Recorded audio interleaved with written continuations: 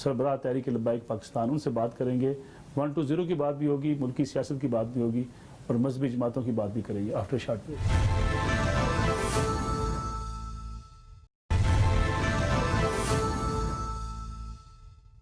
Programme में एक बार फिर खुश आमदेद। आज बात हो रही है अल्लामा खादिम हुसैन रिजवी साहब से। खादिम हुसैन रिजवी साहब, आप क्या समझते हैं कि अगर मज़हब एक है, अल्लाह एक, रसूल एक सल्लल्लाहु अलैहि वसल्लम, तो फिर मजहबी जमातें इतनी डिवीजन में हर जमात अपना एजेंडा लेके आती है, फिर क्या एक जमात नहीं होनी चाहिए? अल्लाह अकबर, बिल्कुल एक होनी चाहिए, लेकिन नज़रियात में इख्तलाफ हो जाना तो कोई ऐसी बात नहीं है। पाकिस्तान का आइन इतना सारा है तो वकील वहाँ अदालत में खड़े होते हैं तो एक मशरक़ में चला जाता है, दूसरा मगरब में चला जाता है। इसमें यह थोड़ा होता है कि भाई ये दूसरे के मुखालिफ हैं। तशरीहात में तो इख्तलाफात हो सकते हैं ना।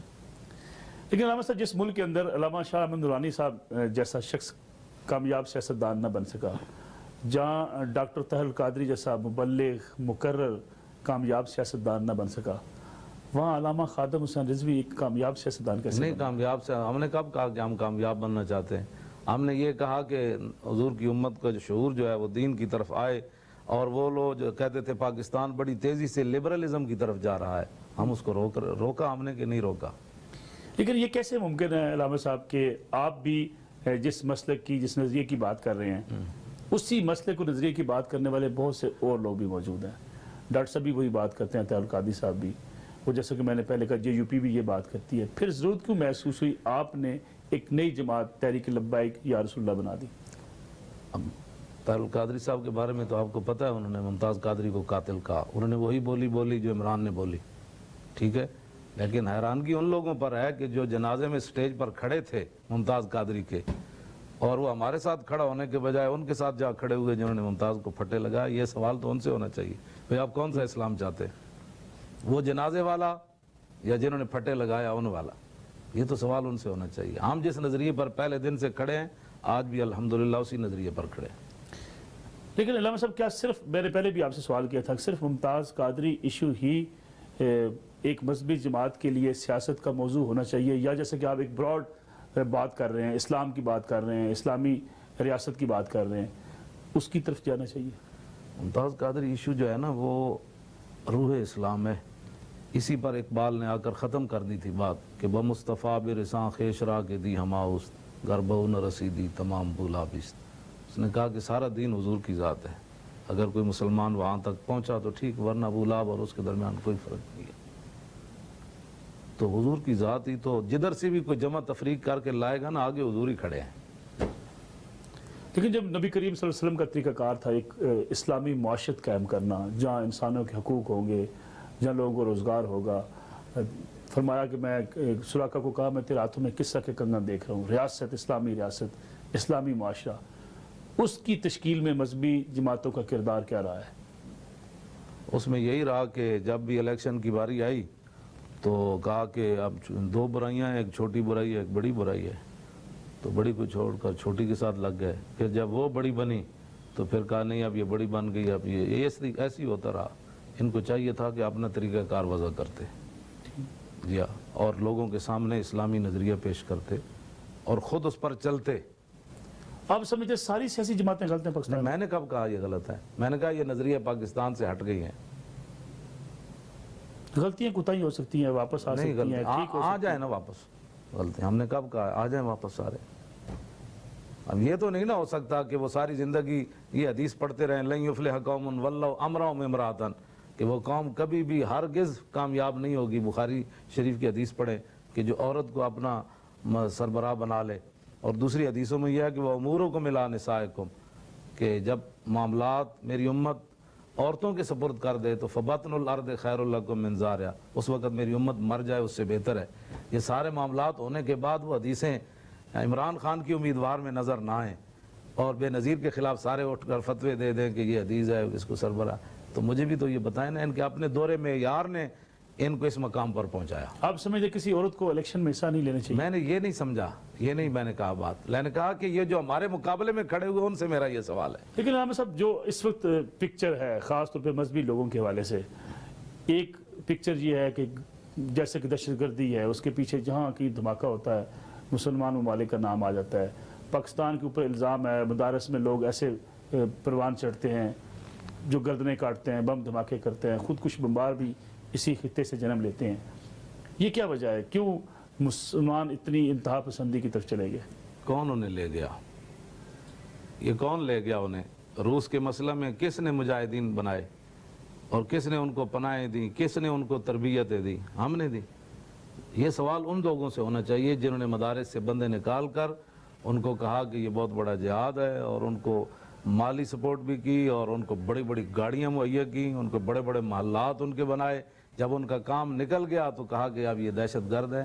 یہ سوال تو مجھے کرنا چاہیے. ٹھیک ہے؟ ہاں، جنہوں نے پہلے جہاد تھا، فساد کنہوں نے بنایا؟ ہم نے بنایا. لیکن تو وہ ملٹری اسٹیبلشمنٹ ضیاء الحق کے زمانے کی جنہوں نے جہاد کو سپورٹ کیا، پھر وہی ملٹری اسٹیبلشمنٹ مشرف صاحب کی جس نے جہاد کی مخالفت کی. فرق کیا اور دیکھتے ہیں؟ دنیا میں جہاد مقدس ایک فریضہ تھا جس کے بارے میں میرے آقا مولا صلی اللہ علیہ وسلم نے فرمایا میرا آخری امتی دجال سے جہاد کرے گا. کسی عادل کا عدل اور کسی ظالم کا ظلم اس کو ختم نہیں کر سکے. اس کو دنیا میں بدنام کس نے کرایا؟ یہ تو ان لوگوں سے سوال ہونا چاہیے جنہوں نے کیا. مشرف کا اقدام درست تھا کہ جو لوگ پاکستان میں موجود تھے ان کو پکڑ کے امریکہ کے حوالے نہیں، مشرف کا اقدام کیسے درست تھا؟ یہ مشرف کا یار ہے جنرل شاہد عزیز، اس نے سارا کچھ اس میں لکھا ہے. اب میں اگر وہ پڑھ کے سناؤں گا تو آپ بھی نہیں سن سکیں گے. ٹھیک. یہ اس نے خود اس نے لکھا ہے. یہ اس کا بہت بڑا یار ہے. اور 6 قسم کے ڈانس اس نے بش کو دکھائے مارچ 2007 میں. ایک اور بریک لے لیں. علامہ ہمارے ساتھ موجود ہیں تو بات کریں گے. اب اس پہ بھی بات ہوگی کہ کیا مستقبل کیا پاکستان کے اندر حالات کس طرح بڑھتے ہوئے دکھائی دیتے ہیں اور کیا مذہبی جماعتیں کبھی جیتنے کی طرف بھی بڑھ پائیں گی. اس پہ بات کرتے ہیں آفٹر شارٹ بریک.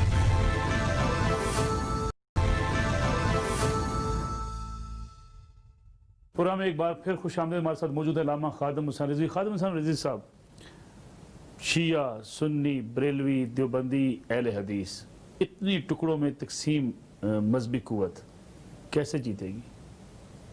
ہر آدمی اپنی حد کے اندر رہ کر کام کرے تو نہ لڑائی ہوگی نہ جھگڑا ہوگا.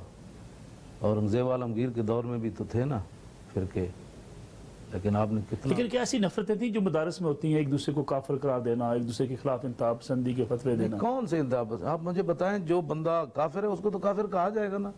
جو آدمی فاسق ہے اس کو فاسق تو کہا جائے گا. یہ قانون تو نہیں نا بدلا جا سکتا. ایک بندہ چور ہے، آپ اس کو چور نہیں کہیں گے. ایک بندہ اشارہ توڑ کر جا رہا ہے تو آپ اس کو وارڈن کو کہیں گے کہ آپ اس کو نا یہ نہیں کہنا بھئی یہ اشارہ اس نے توڑا ہے. لیکن مذہبی اختلافات، فقہی اختلافات کی بنا پر کافر قرار دینا؟ فقہی اختلافات کی بنا پر کیسے کسی نے بھی کسی کو کافر قرار نہیں دیا. اب کافر وہی قرار پائے گا جو کافروں والا کام کرے گا. ایسا جملہ اسلام کے بارے میں کہے گا یا حضور کے بارے میں جو بھی بات ہے اسلام کے خلاف جو بات کہے گا، وہ تو ہم نے تھوڑی باتیں کی ہیں، یہ تو حضور نے بھی باتیں کی. لیکن ایک بات آپ مانیں گے کہ دینی مدارس کے اندر مختلف جو مسالک کے مدارس ہیں، ایک مسلک دوسرے مسلک کے بارے میں بڑا انتہا پسندانہ رویہ رکھتا ہے. میں خود پڑھاتا رہا ہوں. میں نے عربی گرامر پر تعلیلات پر وہ کتاب لکھی ہے جو 1400 سال کسی نے بھی نہیں لکھی. سارے اس بات کو مانتے ہیں. تو میں نے تو ایسی نظریہ کبھی بھی نہیں دیکھا. جس طرح یہاں دوسرے محکموں میں جانے کے لیے کورس ہوتے ہیں، امتحانات ہوتے ہیں، وہ وہاں ان کو انٹرویو دینا پڑتا ہے. میں خود یہ چاہتا ہوں کہ مفتیوں کے لیے، قاضیوں کے لیے اور علماء کے لیے، خطیب کے لیے، مقرر کے لیے، واعظ کے لیے، مصلح کے لیے کچھ کورس ہونے چاہیے. یہ نہ ہو کہ پہلی کلاس سے اٹھ کر وہ خطیب پاکستان بن جائے. آپ کی رائے کیا ہے دیگر مسالک کے حوالے سے؟ دیوبندی ایک مسلک ہے، اہل حدیث ایک مسلک ہے، اہل تشیع ایک مسلک ہے. جی. ان کے حوالے سے آپ کی رائے؟ آپ سخت گیر ہے یا آپ سمجھتے ہیں سب کے ساتھ مل کے چلا جا سکتا ہے؟ نہیں، سب کے ساتھ وہ اپنا چل رہے ہیں، ہم اپنا چل رہے ہیں. کیسے چلا جا سکتا ہے؟ وہ اپنے سارے معاملات درست کریں سارے. ہم بھی، ہمارے اندر کوئی کمی ہے تو ہمیں کہیں جی آپ کے اندر یہ کمی ہے، اور ان کے اندر جو باتیں ہیں وہ ہمارے ساتھ بیٹھے ہیں ان کے بڑے بڑے علماء، اور ہم بیٹھنے کے لیے ان کے ساتھ تیار ہیں. یہ اختلافات ختم ہو سکتے ہیں. یہ دنیا میں جو مسلمان کے اوپر الزام لگتا ہے کہ دہشت گردی مسلمان کر رہے ہیں اور مسلمان واقعات کے اندر ملوث بھی پائے جاتے ہیں. نہیں، کیسے ملوث؟ اس کی دیکھیں بعض ایسے ہیں جو لوگ پکڑے جاتے ہیں جن کے بارے میں جن کے لنکس نکل آتے ہیں بعض ایسے لوگوں سے. اس کے پیچھے کس کا ہاتھ لگتا ہے؟ کوئی بات بتائیں تو صحیح. جیسے کہ ابھی آپ نے دیکھا امریکہ میں کچھ واقعات ہوئے، کچھ برطانیہ میں واقعات ہوئے، کچھ انتہا پسندی کی طرف لوگ تو جا رہے ہیں. ابھی کراچی میں بڑے پڑھے لکھے لوگ پکڑے گئے. انصار الشریعہ آپ نے دیکھا. نہیں، انتہا پسندی کی بھی تو کوئی تعریف ہونی چاہیے نا. دہشت گردی کی بھی تعریف ہونی چاہیے. 10 لاکھ عراقیوں کو مار دینا یہ انتہا پسندی نہیں ہے، یہ دہشت گردی نہیں ہے. बच्चों को भी साथ मार देना, अस्पतालों पर हमले कर देना, मस्जिदों में बैठकर शराब पीना और बच्चियों के साथ गैंग रैप करना, ये इंतहा पसंदी नहीं है। इंतहा पसंदी यह है कि मौलवी खादिम जो है उसने दाढ़ी क्यों रखी और पगड़ी क्यों बांध ली है, और ये इलेक्शन के अंदर क्यों आया। पूरी दुनिया में ये सवाल उठ खड़ा हुआ, ये मौलवी क्यों आया। अब ये क्या बात हुई भाई, ऐसे दूसरे आ गए हम भी आ गए, हम भी इस पाकिस्तान के रहने वाले हैं। लेकिन लोग सोचते हैं ना कि इलेक्शन के लिए बड़ी गाड़ी चाहिए, इलेक्शन के लिए पैसा चाहिए, तो लोग सवाल करते हैं कि अल्लामा खादिम हुसैन रिजवी साहब के पास पैसा कहाँ से आ गया? नहीं आया ना, एजेंसी ने दे दिया ना, कहाँ से आया? जब वो तो हमारे पास सारा हिसाब है, कभी इन्होंने 10,000 दे दिए, कभी उसने 100 रुपए दे दिया, वो अपनी गाड़ी ले आया, कहने लगा 2 दिन के लिए मेरी गाड़ी इस्तेमाल कर रहे। खास कुव्वतों ने नहीं कहा पैसे ले ले? नहीं जी, उनको पता है ये मेरे सामने आने से ये बात कोई करने तो पहले 1000 बार सोचता होगा कि मुझे कुछ बात कोई नहीं कर सकता। तो आपके वसाइल क्या हैं? आप गाड़ी कौन सी इस्तेमाल करते हैं, कैसे रहते हैं? गाड़ी जो है वो मेरे पास करोला है, तो रहता मैं इसी तरह के कमरे में रहता हूँ। एक मेरी चारपाई है, साथ उसके किताबें हैं। इन हालात में आप बड़ी सियासी जमातों का मुकाबला कैसे करेंगे? बड़ा तो रब है ना, और वो हम उसी पावर से खड़े हैं जिस पावर से सहाबा बेसरो समानी के आलम में बदर में गए थे। हम उसी पावर के साथ खड़े हैं जिसके अंदर जंग यरमूक में 36,000 ने 3.5 लाख का मुकाबला किया। हम उसी पावर से खड़े हैं कि एक तहबंद बांधे हुए हजरत मुसअब बिन उमैर मैदान ओहद में गए, कफन भी नसीब ना हुआ। यही तो मैं चाहता हूँ कि इस्लाम अपनी एक पावर रखता है, और उसने हमें 120 हल्के में दिखा दिया कि इनके पास कुछ भी नहीं था, इसके बावजूद बड़ी बड़ी दुनिया हैरान हो गई, ये पैसा कहाँ से आया? कहीं से भी नहीं आया। कहाँ से कौन देता है? कौन देने को मुंह चाहिए, देने वाला है सच्चा हमारा नबी। लोग तो इसलिए भी डर रहे थे ना कि शायद आप पिंडी से आशीर्वाद लेके आए हैं, इसलिए आपकी तरफ कौन सी है पिंडी? मुझे तो आपका ये इस्तिलाह भी नहीं समझ आ रही, पिंडी कौन सी होती है, आशीर्वाद भी कौन सी? कहीं भी नहीं है। इंशाल्लाह आप देखेंगे कि नौजवान तबका सारा हमारे साथ खड़ा है। लेकिन अल्लामा साहब, एक हम जब सोसाइटी को देखते हैं, लगता यह है कि नौजवान तबका, नई नस्ल इस्लाम के उतना करीब नहीं आ रही जितना आना चाहिए था। बहुत ज़्यादा आ गई। ऐसे ऐसे बच्चे मुझे मिले, उन्होंने कहा कि हमने 3 साल से गैर महरम औरतों को नहीं देखा, और साउथ अफ्रीका और यूरोप की मैं बात आपको सुना रहा हूँ। कहा कि जब से आपकी तकरीर सुनी है, रोज़ाना कुरान भी पढ़ता हूँ, ये भी करता हूँ, माँ बाप के गुस्ताख था वो भी ठीक हो गया, और ये काम बुराइयाँ थी वो सारी ख़त्म हो गई। ये एक दो बंदे नहीं हैं, ये लाखों ऐसे बंदे हैं।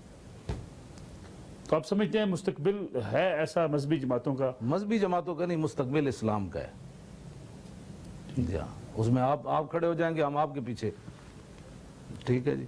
ये ज़ायरान हरीम मगरब 1000 बने रहबर हमारे, हमें भला उनसे वास्ता क्या है जो तुझसे ना आशना। आप अमेरिका जाने के हामी हैं? अमेरिका जाना चाहिए?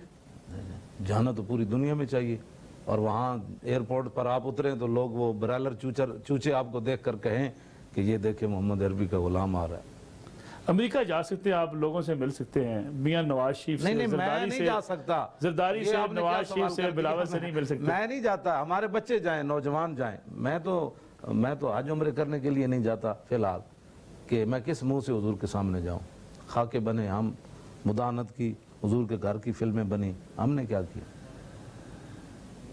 लेकिन आप मियां नवाज शरीफ, आसिफ अली जरदारी, बिलावल भुट्टो, इनसे मिलने के इनको दोबारा जो है ना, वो इनको मैं कान पकड़ा के इनको पहले इस्लाम समझाऊंगा कि भाई आप पूरा कलमा सुनाएं, दुआए कुनूत सुनाएं, कम अज़ कम ये तो बताएं इस्लाम के अंदर क्या, नमाज के अंदर कितने फ़र्ज़ हैं, बाहर कितने फ़र्ज़ हैं, और नमाज जनाजा कम अज़ कम जो बुनियादी बातें वो तो मुझे बताएं ना।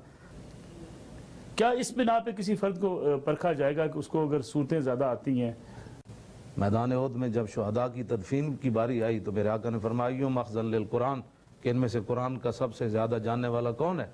तो फैज़ा उशीरा लहू जब बताया जाता है ये तो लोहेदा इलाह, हुजूर सबसे पहले उसे उठा कर रखते। हज़रत उमर ने भी यही मेयार रखा। लेकिन उसके साथ बाकी मामलात उसको होंगे ना जी, कुरान भी जानता हो, हदीस भी जानता हो, वो अच्छा इंसान भी हो। अच्छा इंसान तो पहली बात है ना।